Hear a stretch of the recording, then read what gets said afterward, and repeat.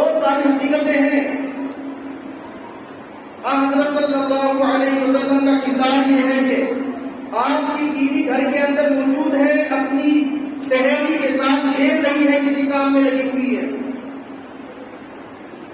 سرور دو عالم صلی اللہ علیہ وسلم گھر کے اندر داخل ہوتے ہیں، بیوی کو دیکھتے ہیں کہ اپنی سہیلی کے ساتھ کھیل رہی، کسی کام میں مشغول ہے، جھاڑ کو اٹھا کر اپنے ہاتھ سے گھر کو صاف کرنے لگتے ہیں، آٹا گوندنے لگتے ہیں.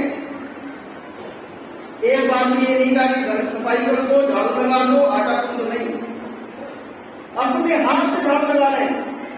کیا ہماری عزتیں اس سے بڑھ گئی جس کے صدقے میں ہمیں عزتیں ملی؟